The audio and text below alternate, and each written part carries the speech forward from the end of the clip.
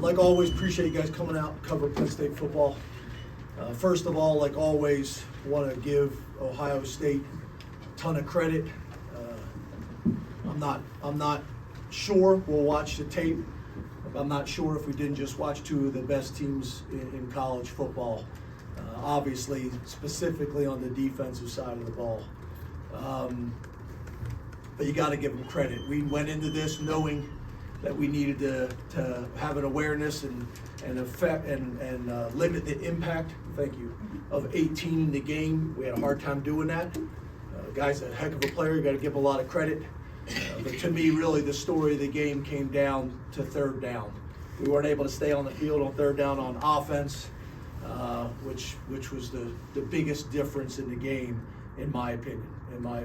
So, give Ohio State a ton of credit. Open up to questions. Start with Rich and then go to Dave.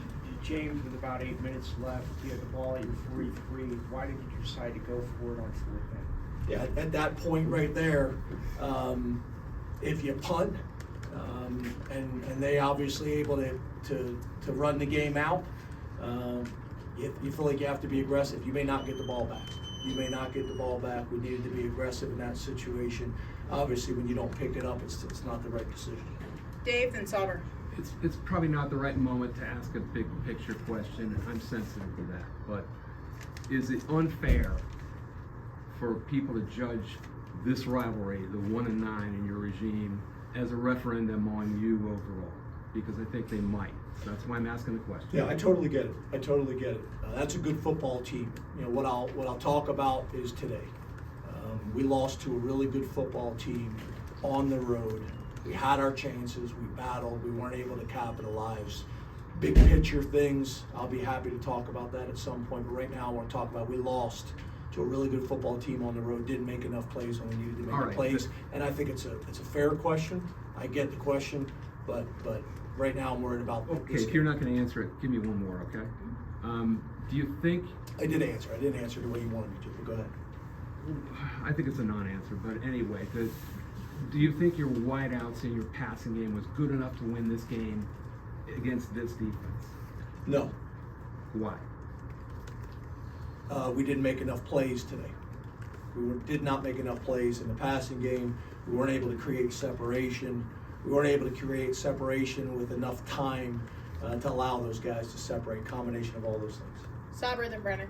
James, how would you evaluate your offensive play calling today?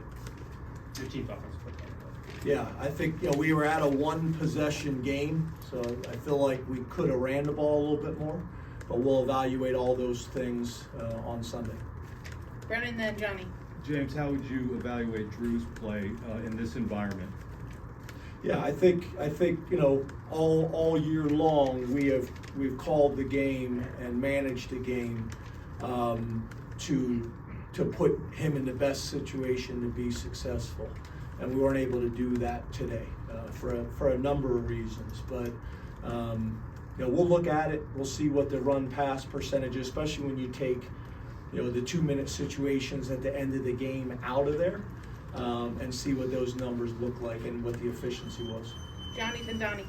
On the defense, James, you guys had a 4th and goal stop. You made some plays on that end of the ball. Do you feel like the way they played enough to deserve a win today? Our defense played extremely well. So did theirs. We knew coming into this game, these were two of the better defenses in college football. They played their tails off. There's no doubt about it. Donnie, then Audrey.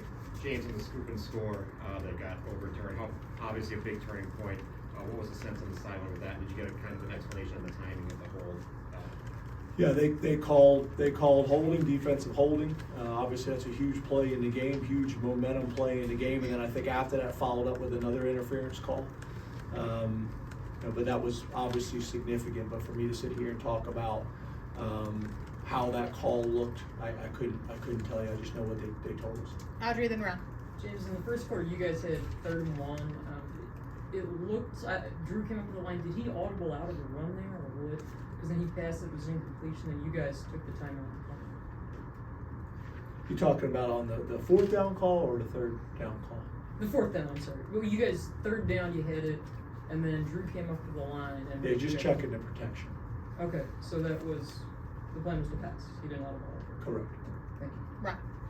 Coach Franco, you guys talk about complementary football, so what do you guys need to do going forward to be able to capitalize on the great defensive plays when you get back on offense? Well, I think first of all, obviously, on third down, we got to be better. And we've done a pretty good job of that all year long. We did not do a good job of that today. They played some zero hole on us, and we got to be willing to throw it over their heads in those situations and take some shots and be aggressive. But you got to give them credit. Callista in the back.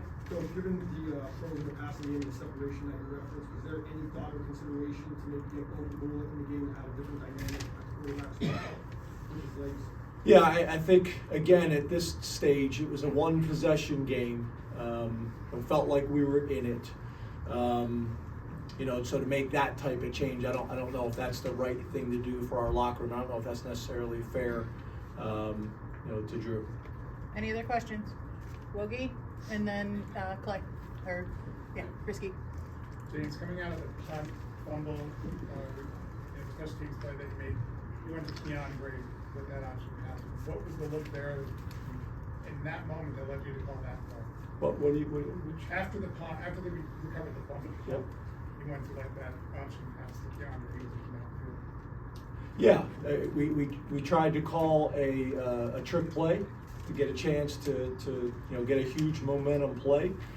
They covered it. It wasn't there. When you call trick plays and they work, it's a good call. When you call a trick play and it doesn't work and they got it covered, then obviously it's good on their part.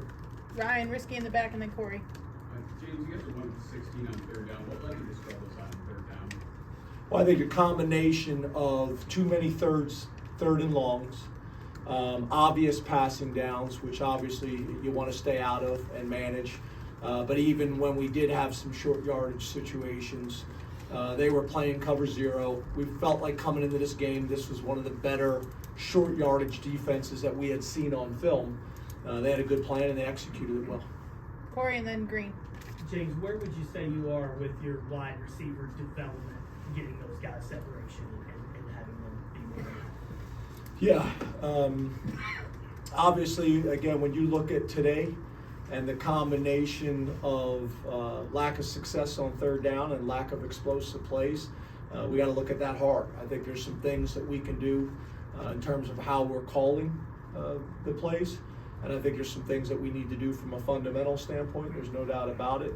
But Drew needs some guys to make some plays for him on a more consistent basis. There's no doubt about that. You can identify yourself. Jimmy Buckeyes, Cleveland.com. Following up on that, you talk about the 18, the kind of player he is. Who do you guys look to be those guys who can make plays for Drew when you guys need to play? Obviously KeAndre is kind of our most veteran guy. Same thing with Trey. Trey's been out for a couple weeks, had him back. Our tight end unit's been able to do that at times, but I think their combination of man coverage and the pressures they were bringing, they were getting there a half second before we were able to get open, and we weren't able to make plays in those scenarios. Last two will go Sauber and end with Rich. James, Drew obviously had a lot of success on that late 2-minute drive. How much of that was them just kind of backing off and giving you guys some chunks, or was there something fundamental that changed late in the game for you guys? I think it was a combination of we made some throws and we made some plays in that situation. I also think they were playing softer coverage, knowing that it now had become a really a two-score game. It was a combination of those things. Rich. James, on that 72-yard punt, did Daequan explain to you why he was not able to field the ball because he lost significant yards on that, and it sort of swung the field position in Ohio State's favor? Yeah, it was a big play in the game. I didn't have the time to talk to him, right after that play. Obviously, we're going to offense. That's also obviously not a time to kind of get into that conversation with him right after. Obviously, he would have done something different. You didn't need me to point that out. Thank you, Coach.